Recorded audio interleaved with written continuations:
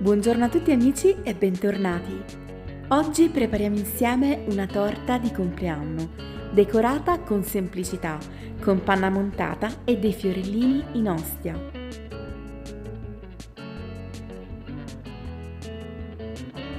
Prepariamo il pan di Spagna.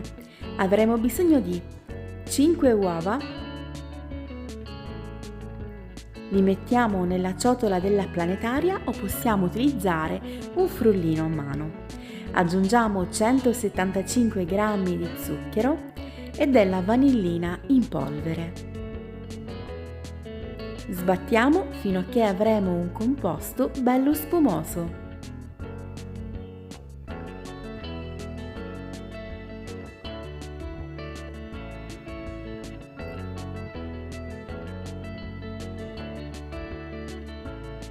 Prendiamo adesso un setaccio e setacciamo 150 g di farina 00 e 50 g di fecola di patate. La fecola di patate renderà il nostro pan di Spagna davvero morbidissimo. Li aggiungiamo direttamente nella planetaria a velocità 1. Facciamo incorporare per un paio di secondi e dopo possiamo versare il nostro impasto in una tortiera da 26 cm di diametro. Io utilizzo una tortiera apribile e ho posizionato sul fondo un cerchio di carta da forno. In questo modo sono sicura che non si andrà ad attaccare. Inforniamo in forno statico a 180 gradi per circa 30 o 35 minuti.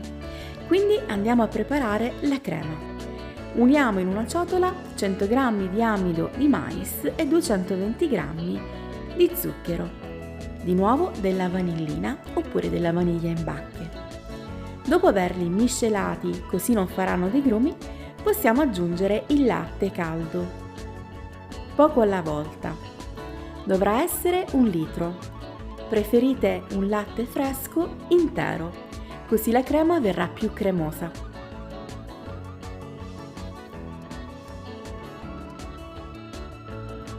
Riportiamo sul fuoco e mescoliamo fino a che si sarà addensata. Quindi dividiamo in 2 ciotole. In questo modo avremo 2 gusti diversi. Uno, il classico, la crema bianca al latte. Mettiamo la pellicola alimentare a contatto e in frigorifero a raffreddare. La seconda crema la possiamo insaporire come vogliamo, con pasta nocciola, pasta al cioccolato, pasta al pistacchio, insomma, come preferite. Io aggiungo 2 belle cucchiaiate perché mi piace che il sapore sia bello intenso. Quindi mescoliamo con la frusta per amalgamare il tutto.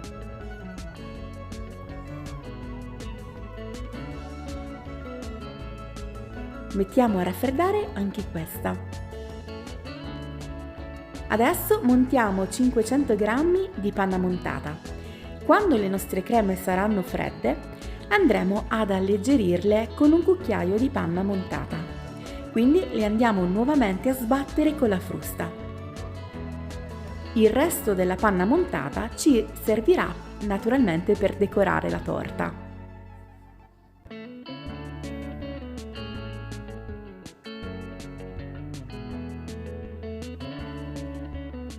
Quando il pan di Spagna sarà freddo, possiamo sformarlo.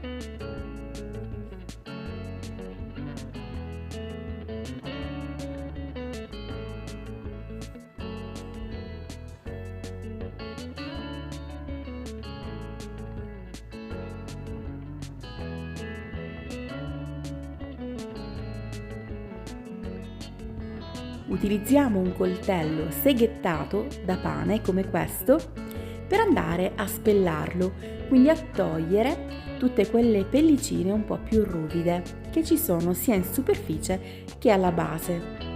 Dopodiché possiamo tagliarlo in 6 strati. A me piace che il pan di Spagna sia molto sottile.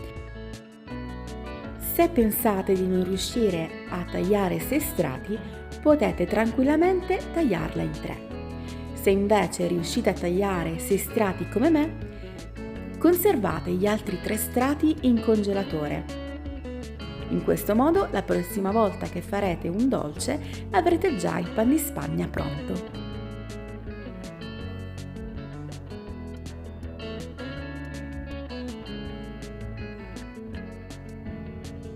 Ho preparato una bagna con circa un 150 ml di acqua, 2 cucchiai di rum e un cucchiaio di zucchero. Inzuppiamo leggermente il pan di Spagna perché, essendo molto sottile, avrà bisogno di poca bagna. Quindi facciamo un giro di panna, un giro di crema alla nocciola, dopo proseguiamo con un altro strato di pan di Spagna, lo bagniamo, mettiamo un giro di panna, la crema al latte e naturalmente concludiamo con la panna montata.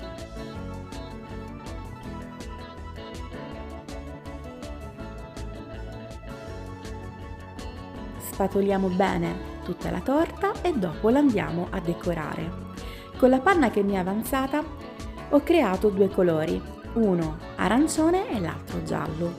Quindi, utilizzando una bocchetta stellata, possiamo fare delle roselline e dopo dei ghirigori sulla superficie della torta in questo modo.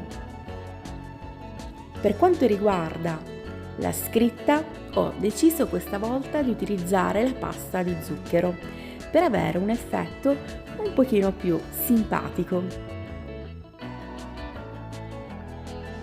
e tridimensionale. Se si tratta di una torta di compleanno, possiamo semplicemente scrivere auguri più il nome della persona alla quale la stiamo preparando.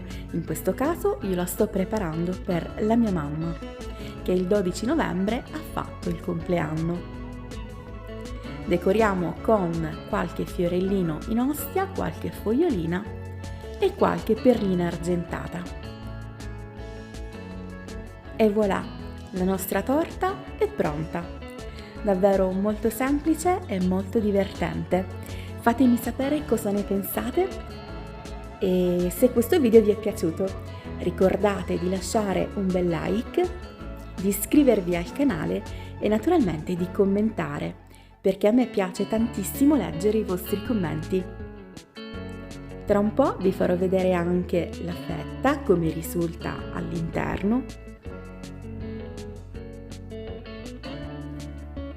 Eccola qui, una torta davvero molto delicata.